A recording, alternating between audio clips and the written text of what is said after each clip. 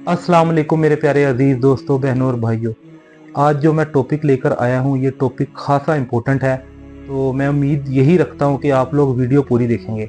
अच्छा, टॉपिक में आपने थंबनेल तो पढ़ ही लिया होगा। आज हमने डिस्कस करना है कि घोड़ा हलाल जानवर है या हलाल नहीं है। तो मेरे प्यारे अजीज़ दोस्तों, बहनों और भाइयों, जब मेरे जहन में ये टॉपिक आया तो मैंने इसकी काफ़ी तहकीक की।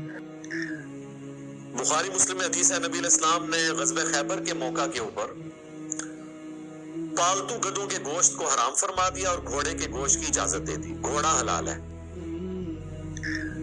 काफ़ी अहादीस को सर्च किया और काफ़ी उलमा के बयान सुने। तो सबसे पहले मैं बता देता हूँ कि मैं तहकीक के बाद किस नतीजे पर पहुँचा हूँ। मैं तहकीक के बाद इस नतीजे पर पहुँचा हूँ कि किसी भी हदीस में मुझे ये नहीं मिला कि जहाँ पे हुक्म दिया गया हो कि घोड़े की कुर्बानी करो। किसी हदीस में ये नहीं आया कि घोड़े की कुर्बानी किसी सहाबी ने की, यानी कुर्बानी वाले दिन, यानी जो बकरा ईद होती है उसमें घोड़े की कुर्बानी किसी सहाबी ने की हो या फिर हमारे प्यारे नबी सल्लल्लाहु अलैहि वसल्लम ने की हो कुर्बानी वाले दिन। ये मुझे नहीं मिली हदीस, हो या ना हो मुझे नहीं पता, लेकिन मैंने जो सर्च किया है मुझे नहीं मिली हदीस। कोई ऐसी हदीस नहीं मिली जिसमें घोड़े की कुर्बानी वाले दिन यानी बकरा ईद वाले दिन की हो, ईदुल अजहा में की हो। मुझे ऐसी कोई हदीस नहीं मिली।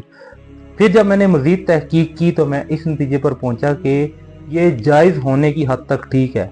घोड़े का गोश्त खाना जो सा है ये जायज़ है।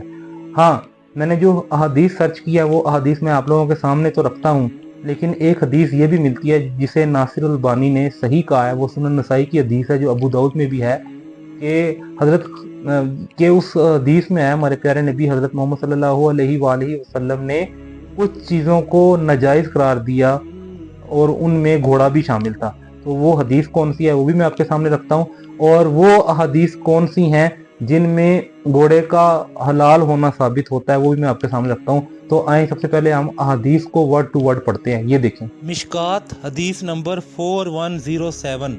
हज़रत जाबिर रज़ी अल्लाह अन्हु से रिवायत है कि रसूल अल्लाह सल्लल्लाहु अलैहि वसल्लम ने खैबर के रोज़ पालतू गधों के गोश्त से मना फरमाया और घोड़ों के गोश्त की इजाज़त फरमाई। हदीस मिशकात 4107। हदीस सही बुखारी, हदीस का नंबर है 5524। नबी करीम सल्लल्लाहु अलैहि वसल्लम ने जंग खैबर के मौके पर गधों के गोश्त खाने से मना फरमा दिया था और घोड़ों के लिए रुखसत फरमा दी थी। सही बुखारी, हदीस का नंबर है 5524। सुनन नसाई, हदीस का नंबर है 4336।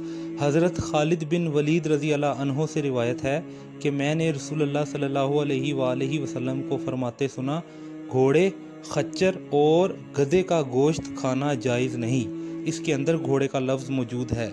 इस हदीस का स्टेटस चेक कर लेते हैं। इस हदीस को सही कहा गया है। किसने सही कहा है? नासिरुद्दीन अल्बानी ने इस हदीस को सही कहा है और किसी मुहद्दिस ने सही नहीं कहा। नासिरुद्दीन अल्बानी का जो है ना ये रेफरेंस मौजूद है इस्लाम 360 ऐप के अंदर। मुकम्मल अहादीस को मैंने वर्ड टू वर्ड पढ़ा है, ठीक है, और हदीस आपके सामने मैंने पढ़ के सुनाई है।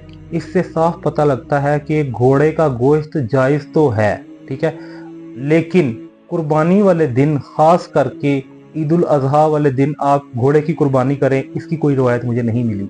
हाँ, घोड़े का गोश्त जायज़ है। पाकिस्तान में कोई घोड़ा हलाल नहीं करता।